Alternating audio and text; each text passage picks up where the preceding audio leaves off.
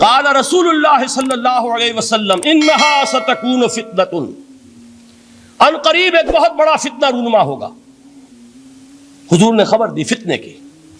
حضرت علی فرماتے اس پر میں نے عرض کیا، میں نے عرض کیا مل مخرج منہا یا رسول اللہ، اے اللہ کے رسول اس سے نکلنے کا راستہ کون سا ہوگا؟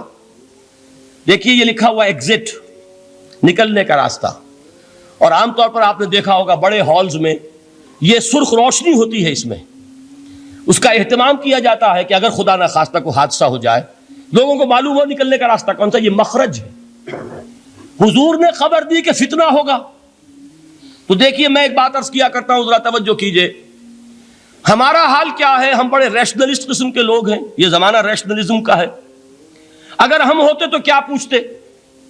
وہ فتنہ کیا ہوگا، کیوں ہوگا، کہاں سے آئے گا؟ ہمارے سوال یہ ہوتے، کب آئے گا، کیوں، کہاں، کب، کیسے؟ ان سب کی حیثیت علمی سوالات کی ہے۔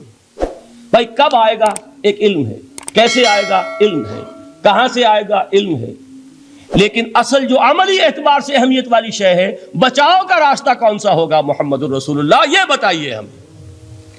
مل مخرج منہا یا رسول اللہ، حضرت علی نے یہ نہیں پوچھا فتنہ کیا ہوگا، کہاں سے آئے گا حضور، کیوں آ جائے گا، کب آ جائے گا، نہیں، مل مخرج منہا یا رسول اللہ، اے اللہ کے رسول یہ بتائیے کہ جب وہ فتنہ رونما ہوگا تو نکلنے کا راستہ کون سا ہوگا؟ اس کا جواب ہے، ارشاد فرمایا محمد رسول اللہ نے، کتاب اللہ، اللہ کی کتاب ہے وہ مخرج، یہ کتاب ہے کہ جس کو تھامو گے تو فتنوں سے محفوظ رہو گے۔